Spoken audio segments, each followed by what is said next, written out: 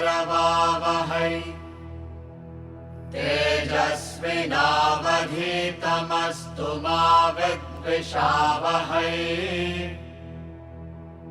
ॐ शान्ति शान्ति शान्तिः।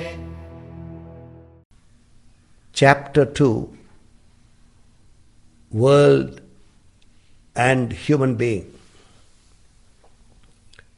Mystery of the origin. The origin of the world baffles human comprehension. Creation poses a great mystery. Whence did all creatures originate? Their ancestry perplexes scientific inquirers. Did the chicken come first or the egg? Did the tree come first or the seed? Who is your father's first father? The answer to this question seems to be held in utmost secrecy, obscurity, mystery. The best of human intellects have failed to throw light on this fundamental question. Did the cause appear first or the effect? Is there a primal cause? Can there be a causeless cause? The mystery that surrounds these questions has perturbed the human mind.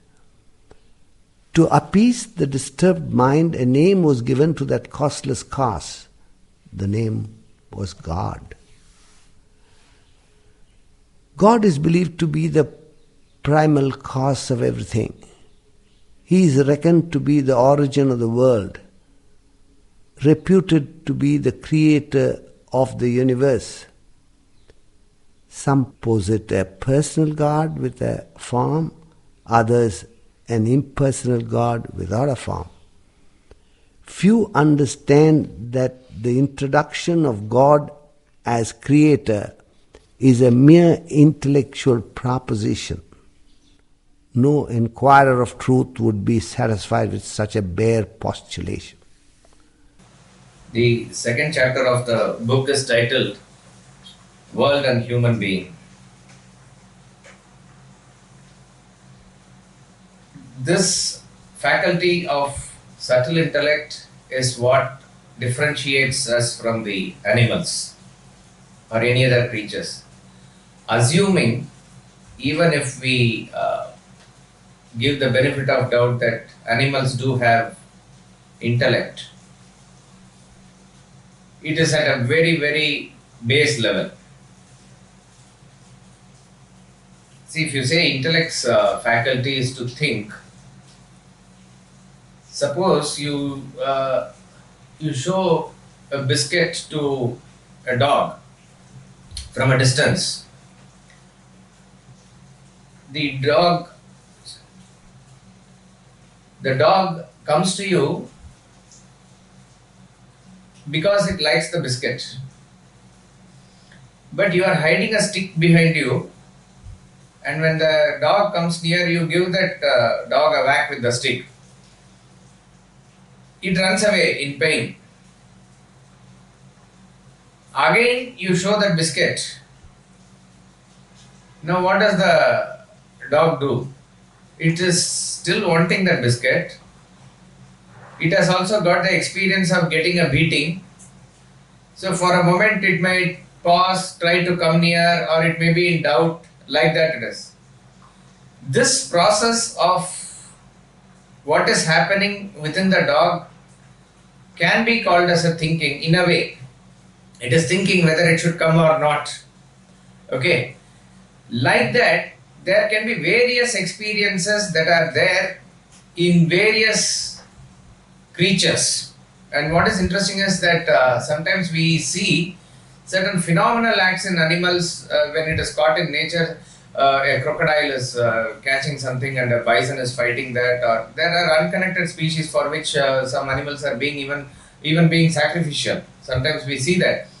In and through all these things, they will be very careful to go near, but there is another instinct in him, because So all these acts, all these thinking, all these feelings that are there in animals emanate from and are centered around the basic instincts of life, which is universal in nature.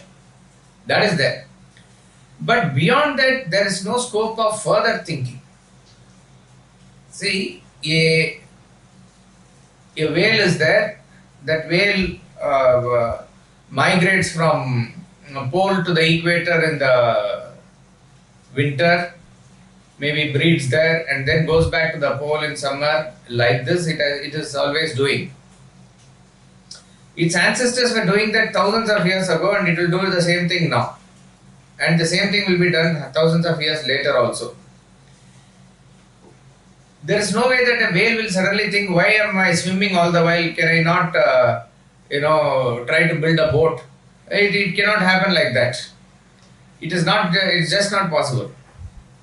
But what can happen is, suppose if there is a human intervention and boats and other things are in their area, they can go along with it in terms of their own survival and comfort. They will find out something. That's about all. It's called adaptation. That adaptation they can do. Beyond that, there is no scope of thinking and calculation and everything. It's just not possible. So, if at all we talk about animal also, it is this basic intellect. That's all. But human beings' intellect is classified into two: gross and subtle, tikshna buddhi and sukshma buddhi. Only a human being can ask this question, that is there anything beyond this universe? Who is the creator? Or is there somebody called creator? Why is this universe created? Why am I created? What is the purpose of life? This type of questions can come out of a human being only. So this comes at some point of time or the other in everybody's life. Particularly, sometimes when we are pushed to that point. See, when are we pushed is when sometimes certain tragedies happen in our lives also it happens. Why is it happening to me now? Why me? Or why now? Who is behind all these things? Why is that evil in the world? All these things. Only when there is a personal connection like this, do these questions arise. See, we do see tragedies happening all over the world, and we do feel also. It's not that we don't have feeling for that. But that feeling, when it touches our core of our personality deeply, only then there is awakening. And that will come when it is closer to you. That's all. That is the natural phenomenon like this. Exactly like that, this mystery of the origin of universe at the level of the intellect also comes in deeply at some point of time or the other. As I said, the trigger could be anything. But this question has been asked by humanity from time immemorial. The best of the intellects cannot convincingly answer the question, but it can set the motion of thinking in you, inquiry in you. That is why we always say in our system of Sanatana Dharma, we are not merely believers, we are seekers. Belief is also there, but beyond beliefs, that belief should culminate in knowledge. So there is this inquiry into truth. So we are seekers. We should seek the truth. So these questions, whether chick came first or the egg came first, whether tree came first or seed came first. You have a father and he had a father and he had a father and he had a father. Like that, if you go, who is the first father? Where did it all get started from, and where will it all end? If we are little bit even logical and scientific, we understand that these questions can never be answered. But these are not invalid questions. They are valid questions, but these cannot be answered. Suppose you say Adam and Eve is the first creation, then the problem is solved. That's all. Problem is solved in the sense, beyond that, don't ask. Who created Adam and Eve means God. Finished. After that, there is no further inquiry there. Similarly, for anything, you have to put that as God and the sort of it is so. So, the author says at some point of time, for the genuine inquirers to appease their agitated mind, this solution was given that the creator of everything, the original source of everything, the primeval cause of everything is God. God is said to be the causeless cause. So the cause and effect equation can go up to that, but beyond that it's only the cause, which is the original cause, which is the supreme being, whatever you want to call it. This seems a nice postulation, but we have to understand, at least in a class like this, when you inquire this, God is just another name which is proposed intellectually. So God is for us maximum an intellectual concept. So Vedanta says, take this as the starting point, not the conclusion or the culmination. So if you are given a postulation, it is for you to work out and find out the truth. A mere intellectual satisfaction was not enough for our rishis. Anything that is intellectually understood is only half understood. It must be experientially realized. Then only, you have it. Otherwise, remember this, that truth can never be established by the intellect. Truth can never be established by the intellect. Suppose if a superior intellect comes, then your understanding can be defeated by his understanding. Suppose another superior intellect comes, his understanding goes away and some other thing can be established. Like that it is. It may be helpful for us as far as our learning sadhana is concerned, but still we are in the ignorance as far as the real knowledge of God is concerned. So therefore God, it is not a blasphemy, but it has to be taken as a postulation and worked towards. Now, this is particularly important in the modern era where questions about God cannot be asked in particular faiths, in particular system of belief like that. It can be considered really blasphemy. So this doesn't go. That's why in the last chapter we saw that one who will not reason is a bigot. He is a fanatic. So that cannot be the case. So these questions have baffled human intellect for a long period of time, and to satisfy that, the name God is given. Some posit this God as an impersonal entity. Some posit God as a personal entity. These are all various ways in which we can believe in God. But a true inquirer of truth cannot be satisfied with this. In mathematics, a problem is solved by first assuming the final answer to be x. Surely, x is not the answer to the problem. X is only a postulation. The real answer has to be derived methodically by applying the laws of mathematics. In a typical problem, the volume of a room is given as 2,400 cubic feet. The length of the room is 16 feet and breadth 15. You are asked to calculate the height of the room. The answer is derived thus. Let the height of the room be x feet. Volume equals length multiplied by breadth multiplied by height.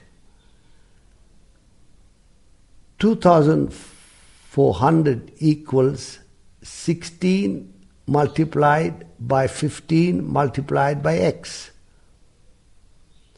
2,400 equals 240x. Therefore, x equals 2,400 divided by 240 equals 10 feet. Similarly, God was initially assumed as the origin of the world. None realizes that God is just another word for origin. That does not solve the fundamental question as to the origin of the world. Nevertheless, from time immemorial, humanity has passively accepted God as the originator, creator of everything. They, in their innocence, claim that the concept of God is clear to them. Ironically, they criticize intelligent inquirers who probe into this mystery and condemn them as blasphemous, sacrilegious. Thus, fanatic concepts have assumed epidemic proportions. Judgment has been thrown to the winds and people have lost their reason. Mere words are being parroted by reputed preachers to innocent masses. These stories and histories of God, no doubt transmitted faithfully for generations, can never solve the mystery of the unknown. Vedanta unravels this mystery. It puts forth no theory, nor proposition, nor hypothesis. Its approach to the problem is scientific and experimental. It enunciates the facts of life, proceeds logically from the known to the unknown, reaches you wherever you are, takes you shoulder to shoulder, step by step, from ignorance to knowledge, from delusion to enlightenment. You then understand, appreciate, experiment, verify, and experience the ultimate truth. Swami Ramatirtha talks about this origin of universe in a particular talk. He says there are people who are standing in the banks of the river, on the banks of the river, and they are trying to find out the source of the river. So they just see the flow of the river to the extent that they can see, which is a couple of miles. And then after that they are not able to see, but they see that there is a big mountain yonder. I mean, that's far off. So one person says that we are told that it is coming from the hills, and but how does it all come? It comes from, he says, I have a fantastic theory that there is a big giant standing there behind the mountain. That giant is invisible. That giant is urinating. He is making water like that. And that is the river. It is not a very, unimaginative theory, because suppose you say, if a boy is doing that in the roadside like that, and the water is flowing like that, there are small organisms, ants, or even smaller than that. If they are going to stand there or they are there, imagine if the ants are going to think about the origin of that river, and actually it is the boy who is standing there and doing this, and it can flow for some time, by which time the generation of ants can even be born and dead. Assume that. Or if it's not ant, assume some other microorganism. It's a very plausible theory. Another person says it is correct that the giant is there, but it is not that he is doing this, he is perspiring. It is the sweat that is coming. Somebody who goes to gym and works out, we know that how much sweat he will do. So like that, it's a very big giant. So that is continuously flowing like this. Somebody is saying he is spitting, like this. Various people are giving various theories. So one person then comes and joins them, and he says to the boys,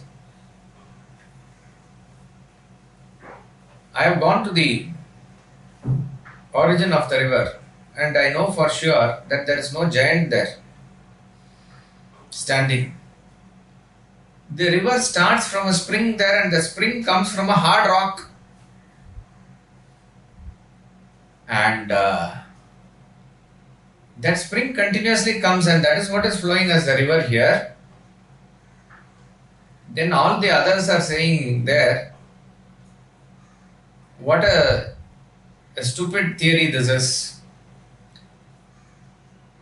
You are saying that water comes from the rock. Then they give him a stone and say, squeeze this and produce water for us. He cannot do. He just cannot do. So, see, this is what it is. So, you are giving something which is unscientific or not, but their theories are very plausible. What they say is actually very plausible if you look at it from their angle. Then this person says that the water comes from the rock is the truth. Why the water comes from the rock, I will not be able to explain. How the water comes from the rock, I will not be explained. But the truth is that the water comes from the rock only. And he is saying, you come with me, I will take you shoulder to shoulder. Let us go to the source and find out for ourselves. This must be the approach. And this is what the rishis did in the past. Okay, even if we assume that the majority of the people of the world need something to lean on, and you give them this word God or a form God or whatever it is, and they are comfortable with it. They are comfortable with it. Let's say you need not disturb their comfort. But at least the inquirers, at least those who really want to find out the answer, they must not be satisfied with the mere postulation of the word God. So you cannot give this up on intellectual fatigue. You must have that spirit of inquiry to go till the very end and find out. So he uses the mathematical problem example that you start with X and you use the formula, known formulas, or learn the new formulas. Try to arrive at the X. That is your duty. X is not I know the answer. What is the height of the room? X. That is not the answer. Because for some other problem, some other answer, the same X will be the postulation. So you have to find out what is the X and you have to be satisfied as far as this problem is concerned. Exactly like that. When that inquiry sets in with a nus, you need not stop your rituals, you need not stop whatever you are doing, whatever. But you keep this inquiry going on. This inquiry must be on till you find out the truth. But the so-called inquirers and so-called thinkers who are supposed to do this, and then based on which they have to lead others, they themselves are caught up in mere words. So he uses the sentence from Shakespeare that judgment has been thrown to winds and people have lost their reason. Mark Antony says in Julius Caesar drama to the crowd there, because the crowd there is suddenly all along they have been loving Julius Caesar, and Brutus and the co-conspirators kill Julius Caesar, and Brutus with his very convincing speech he convinces the audience there, convinces the Romans that Caesar has been eliminated for the good of Rome. Within minutes the entire Romans are against Caesar. And Mark Antony knew the intent of the conspirators, and then he knows also the level of the gullible masses. So in his famous oration, he brings them back to their senses, and there only he says, oh, judgment has been thrown to, maybe not winds, they're brutish beasts, he says, and men have lost their reason. And here Swamiji has just slightly modified. That is what it is. It has come to such a level now, maybe thousands of years later. See, from time to time, the great masters do come and revive it, and after a long lapse of time, we can say again, it is not for us to talk about other beliefs and faith and other things, but we have to understand that majority of the people in the world are believers. 99% I would say are believers. In some form or the atheists, if you take into consideration, those who talk about this, I'm not talking about atheists like Herbert Spencer and all, because those atheists who don't believe in one particular God which is given in one way, they are the real people who are called as atheists. But they are all great thinkers also. We are not talking about that. Most people in the world, in some form or the other, they do believe. They do believe the existence of God. They do believe Jesus Christ, they do believe Prophet Muhammad, they do believe Allah, they do believe Buddha, they do believe Mahavira, they do believe Rama, Krishna and hosts of other gods and Shiva and Shakti and everybody. So majority are believers, but the what to say, the majority of them are just kept at the level of the belief only. Belief by definition is blind.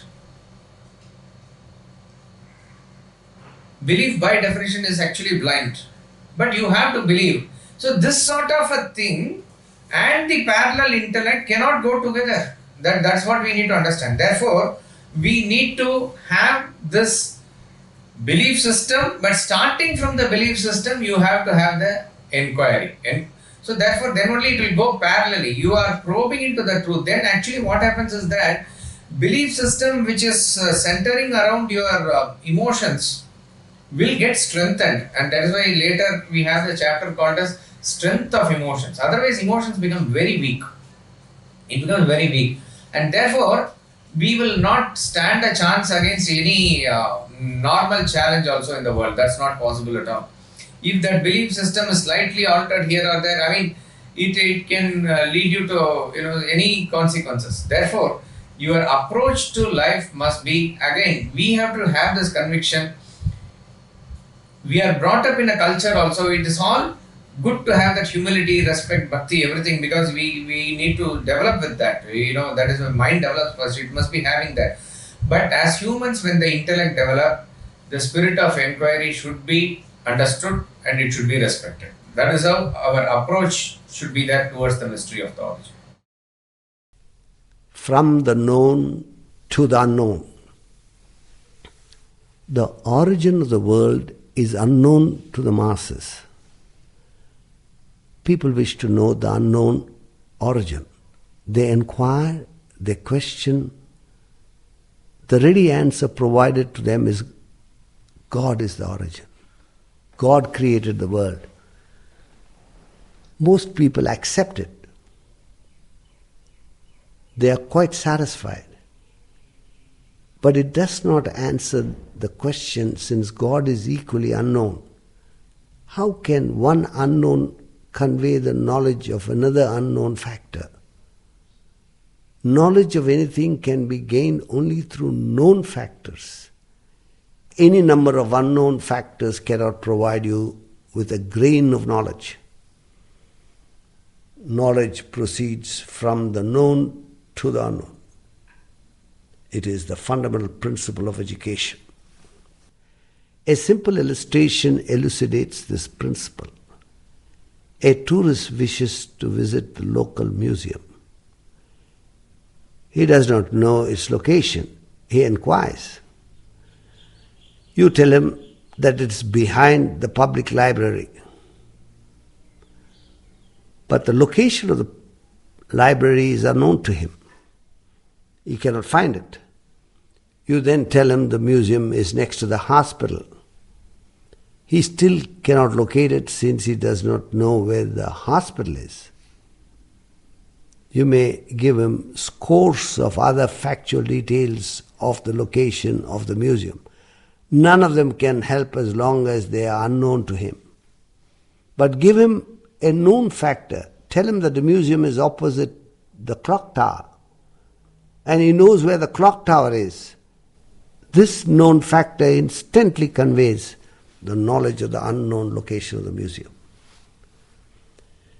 Similarly, the mystery of the origin can be solved in terms of what is already known to you. This principle of education has been ignored. The unknown God is described in other unknown terms. God is said to be infinite love, infinite mercy, infinite power, etc.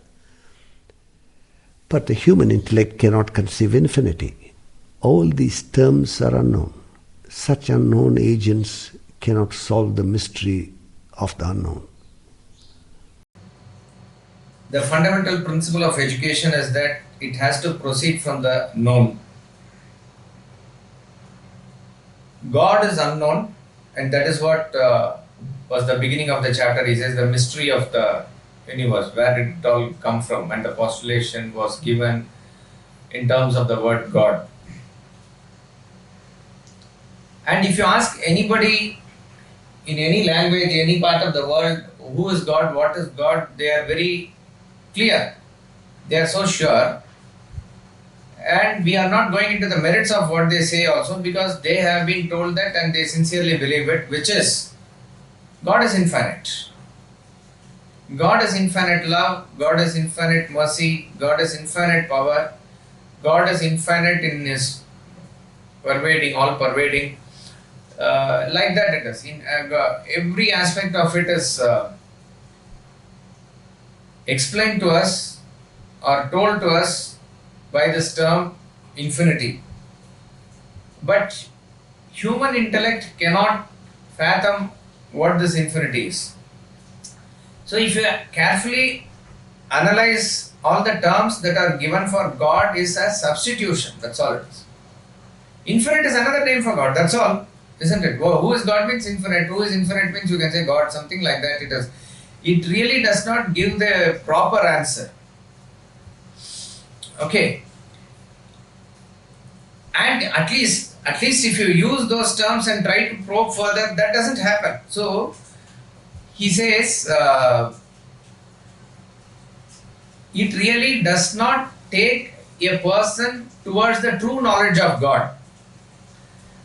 At some level they are satisfied, and in a way we can say it will make them complacent, that's all it is. So how it will make them complacent is this, that unconsciously, unknowingly, I am very sure of the God now, I know what it is. Therefore, my intensity of the pursuit will not be there in that direction. Rather, I will be caught up in whatever I am caught up in the samsara, in the world, that's all it is. So, and why do they do that? He is going to say in the probably in the next paragraph, he says because of the fatigue they give up, that's all it is. They are so sure, and like one blind leading the other blind, they are being given this knowledge and they are so sure about it. So coming back to this fundamental principle of education, which is to go from the known to the unknown. If unknown terms like infinity and other things are given, it may probably give us solace for a while, that's all. And again when something critical happens, you will only question as to why is it that infinite is as though helpless against the finite? These are the questions that will come. Why is there evil in the society? Why am I affected? So then, whether to believe in that or not, it will be what you call a confusing state of mind for us if we are pushed to that extent. Rather, why not go from the known factors and then come to the conclusion as to what that unknown factor is? So this is the fundamental principle of education, he says. Any knowledge has to proceed from known to unknown. So the example given, you can take any other relative similar example also. Suppose if you want to travel from one place to another, so to find out, let's say, what is it? In Calcutta there is something called as museum. There is an Indian museum there near Park Street. And I am new to Calcutta and I am asking, where is this Indian museum? So you tell me that it is next to the Park Street station, metro station. But Park Street metro station, I do not know. But what you have told is correct. But since I do not know Park Street metro station, it is not useful for me. So I say, where is that? How do I go to Park Street metro station? Then you say that, okay, you go to this, you go to Hazra Mode to take a metro train from there going towards north. And then there is 1, 2, 3, 4, fourth station. That is Park Street. And that is also probably a correct information. But that is again not useful to me because I do not know where Hazra Mode is. Then I say, where is Hazra Mode? How do I go there? Oh, you don't know that? There is this Chittaranjan hospital there. That hospital, it is there. Next to that, what you find is the metro station. There you have to go. Now this Chittaranjan hospital is something I know because I visited there last week. So now a known factor is introduced into my inquiry. So what we have to remember in this example is that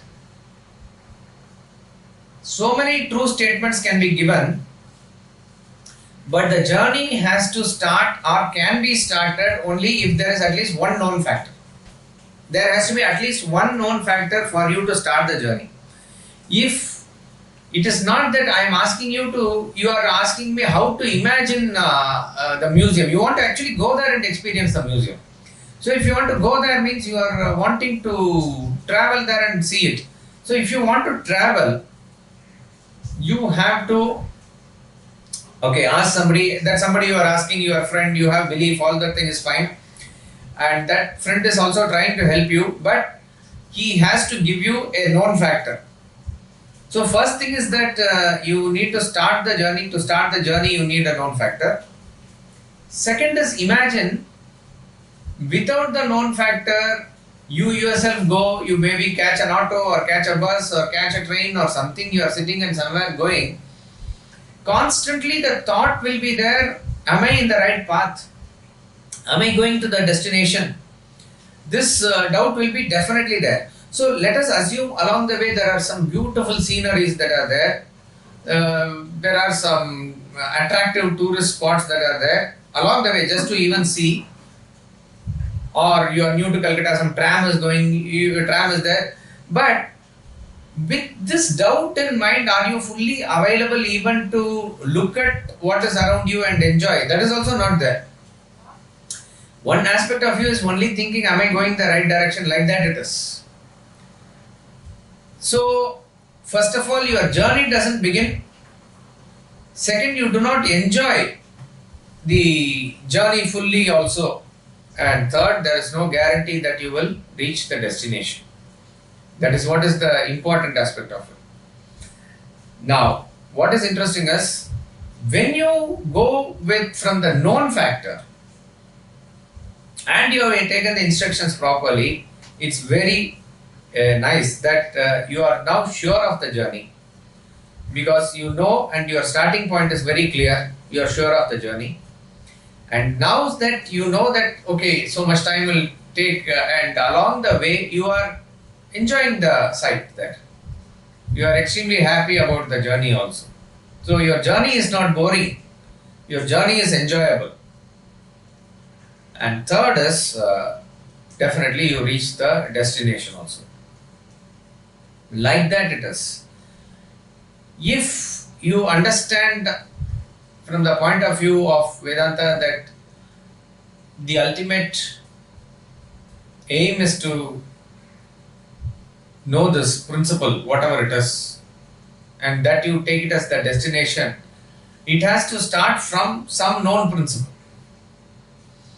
Then your journey begins.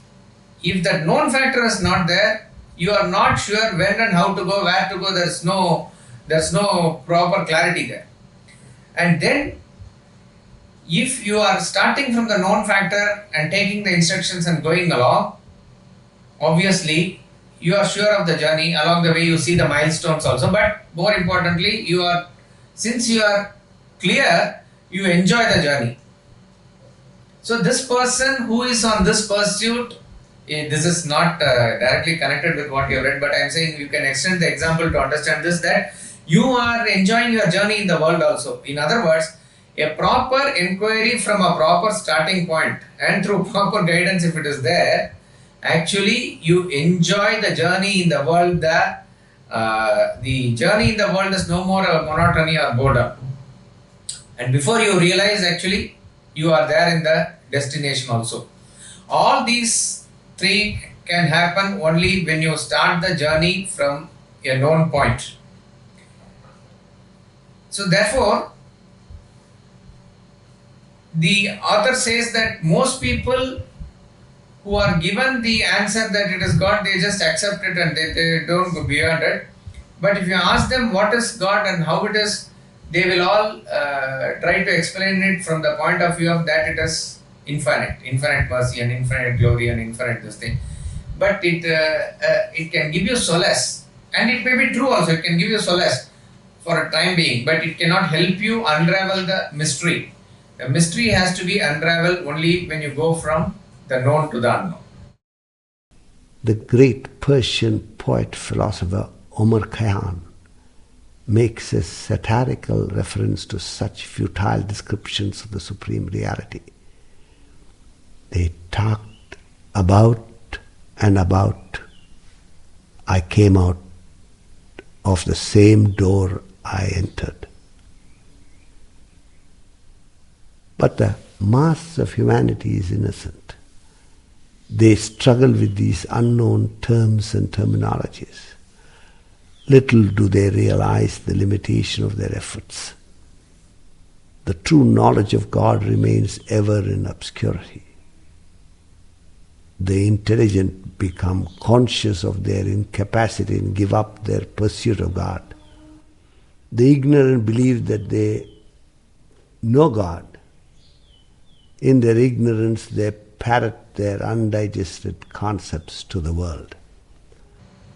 The great poet Omar Khayyam says they talked about and about, and I came out of the same door I entered. So in this para, what you must underline or remember is that the intelligent become conscious of their incapacity and give up the pursuit of God. Ultimately, if you are truly intelligent, you will be conscious of the incapacity of the intellect, but you will not give up the pursuit of God. That is what is a true intelligent person. An intelligent person is one who will not give up this pursuit, and he is probably on the right path when he ultimately understands the incapacity of the intellect to fully grasp it.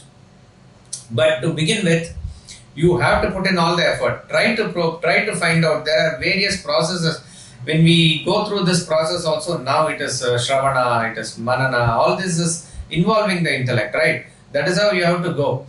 Ultimately, you will cross over beyond what is there, beyond the intellect. That is what is the ultimate truth. But the intelligent should not give up this pursuit. Or put it this way, one who does not give up this pursuit is the truly wise person, truly intelligent person. So it is not the question of here the majority or minority. He says majority of the human race are innocent, they are good people, they are there only. But it is these, if you, let us say, not we do not know, 7 billion people are there. Many are believers, we say, but how many are really enquirers? That is very, very few. I am talking about our religion, everybody included. It is not to demarcate, distinguish any religion for that matter, in any set of people or community. Only very, very few people are those who really want to pursue it and want to pursue it in the true spirit. And it is their inquiry and other thing which is going to help themselves and eventually help others also. But that percentage always must be there. But in the modern context, we see that probably, I do not know what could be the reason. You can philosophically say it's Kali Yuga, or it is the power of the materiality, or whatever it is.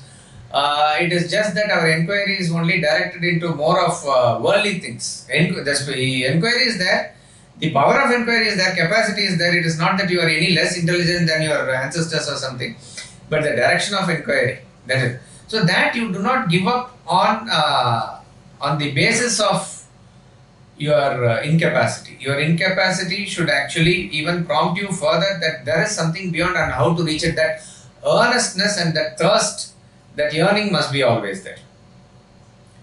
And now he is introducing this this poem here, which is The Blind Man and the Elephant. The present custodians of religion are like the blind leading the blind. They try to convey their concept of God out of their fanatic beliefs.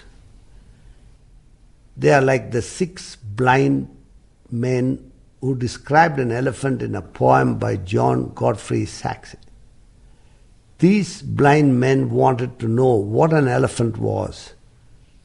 They grouped and felt the different parts of the animal, arrived at different conclusions. That it was like a wall, a spear, snake, tree, fan, and rope. And each declared authoritatively his own opinion of the elephant. All of them were right from their limited viewpoint, yet all of them were fundamentally wrong.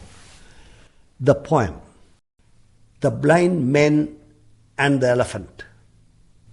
It was 6 men of Hindustan who, learning much inclined, who went to see an elephant, though all of them were blind, that each by observation might satisfy his mind.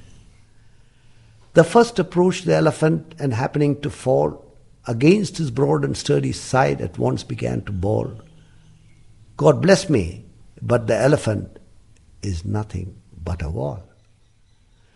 The second, feeling of the tusk, cried, Oh, what have we here? So very round and smooth and sharp, to me 'tis mighty clear. This wonder of an elephant is very like a spear.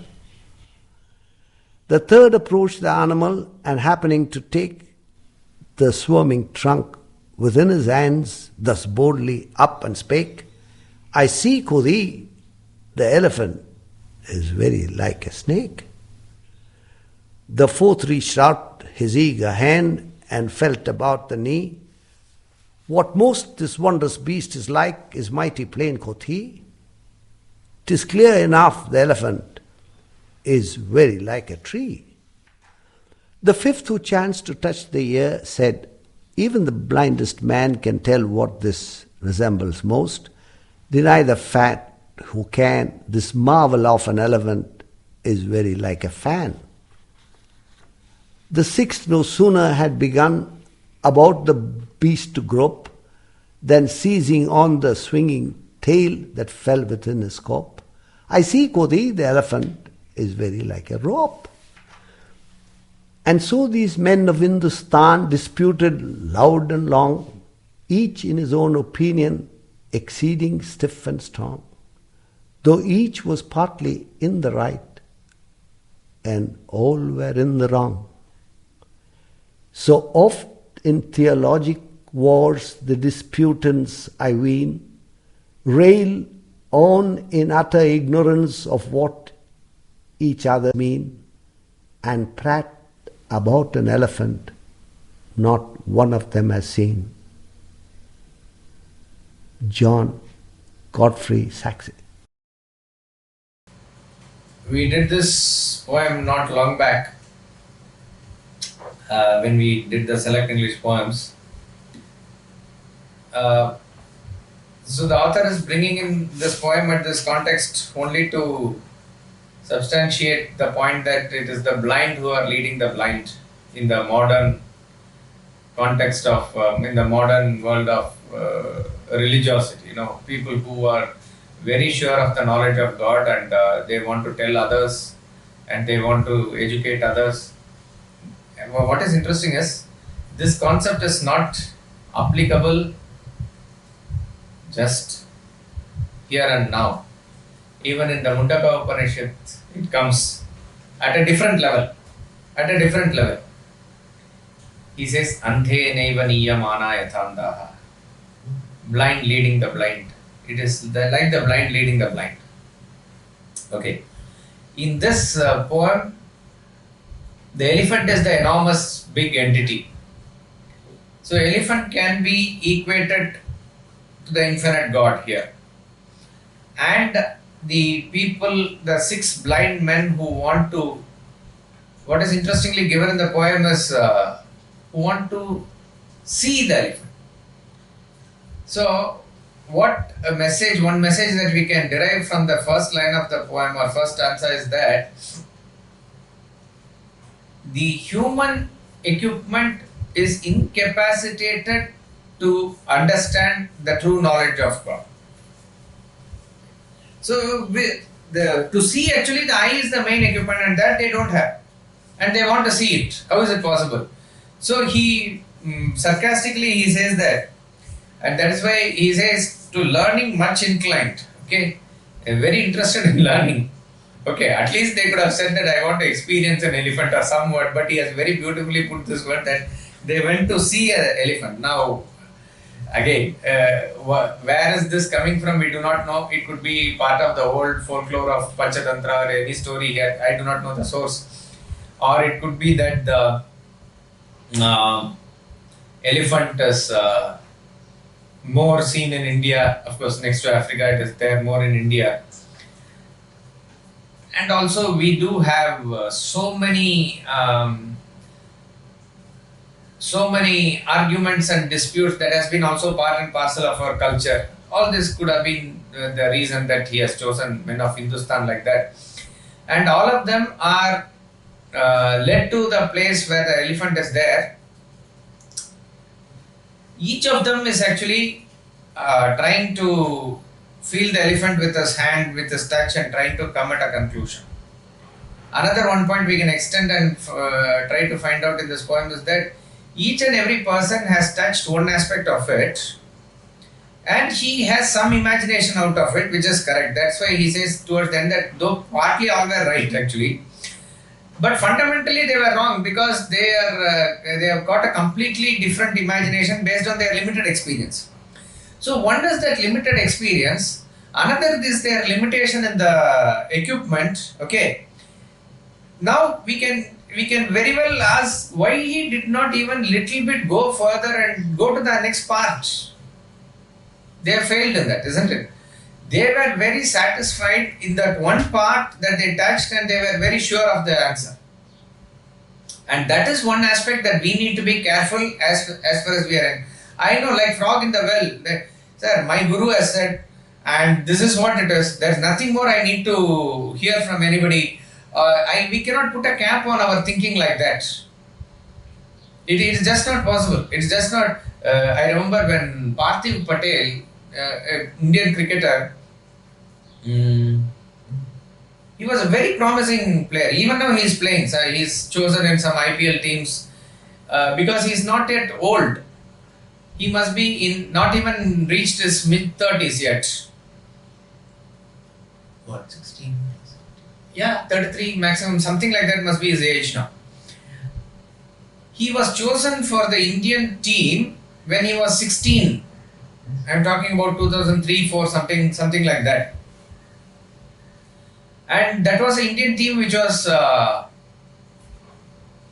very promising and very, we were on the rise. That was Ganguly and Dravid and Tendulkar and Kumble, Lakshman, like that it was. And it was in that team he was part of, which is good. And he has to be groomed further. But unfortunately, his career did not take off like some other cricketers.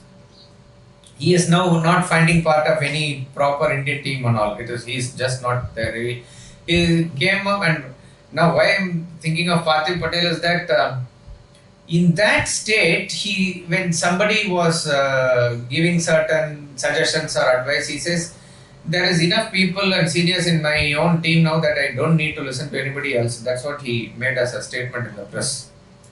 This does not become of a young boy who has just entered the team. You cannot have such an attitude or an arrogance. It is good that you learn under Tendulkar or Dravid and nothing, but you cannot say that's about all because they themselves are in the learning process still. So we must not put a cap to our inquiry and thinking. See, even as we are given a book, guidance by the author and a master, and as we are even taking this book up to study, we have to approach it with the same principle that you use it for inquiry, try to question and try to find out the truth for yourself. That must be the thing. So if only they had probed little further, probably the doubt could have come as to what could this be. But each and everybody was caught up in his own very narrow and limited experience. From that limited experience, he was very fanatic about that concept. And in that process, when they are discussing with each other, they can never come to any conclusion. And all of them are so sure that he is right and the other person is wrong. And the poet concludes by saying that, and prate about an elephant, not one of them has seen. And all of them have no connection to whatever is the absolute reality, the truth that is. Vedanta gives no such names to God as these blind men did to the elephant. Its approach to God is methodical. It systematically bridges the gulf between you and God.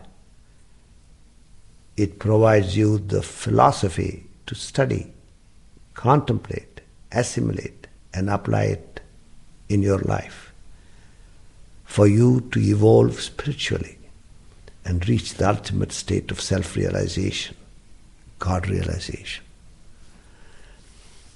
The Supreme Godhead lies within you. It is your original nature. Your ignorance wields your Supreme Self. Vedanta gives you the knowledge to discover yourself. It is an exercise akin to medical treatment. When a disease seizes your body, you lose your original health. You consult a doctor. The doctor prescribes medicine to eradicate the disease. When the disease is removed, you regain your health. Health is your original state. The doctor cannot give you health. He can only remove ill health. So too, the self is your original being. Ignorance is the disease. The knowledge of Vedanta removes ignorance to restore yourself to yourself. So, here is a statement that is coming that the Supreme Godhead lies within you. Remember, we started this class with this beginning of the chapter saying that the mystery of the origin of the universe, like that it is. So, mystery of that unknown God.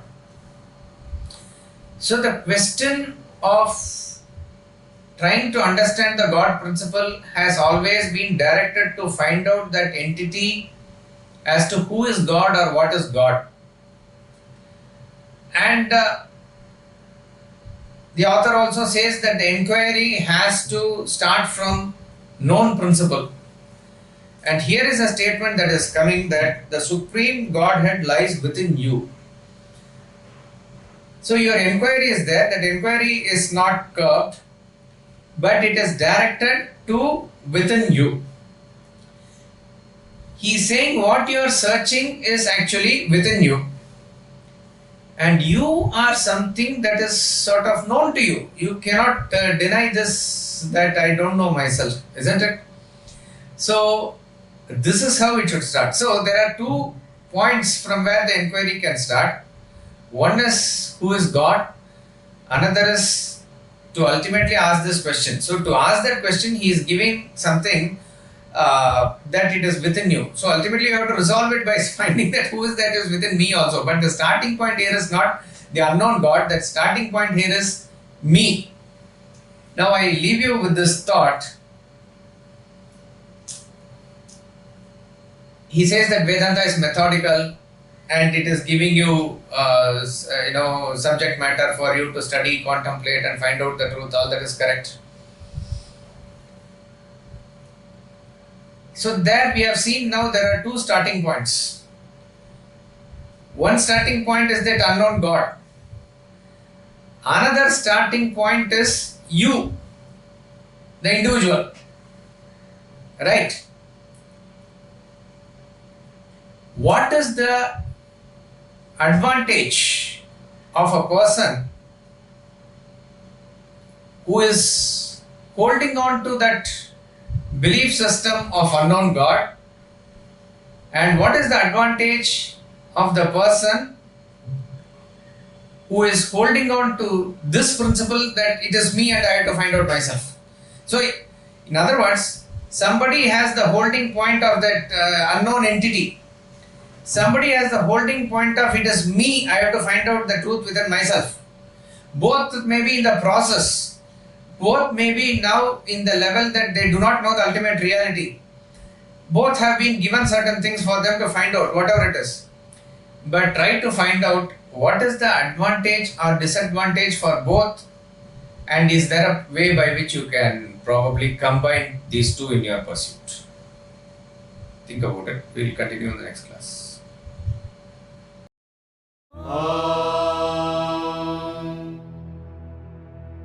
Poornam Adah Poornamidam Poornat Poornamudachyate Poornasya Poornamadaya Poornamevavashishyate. Om Shanti Shanti Shanti.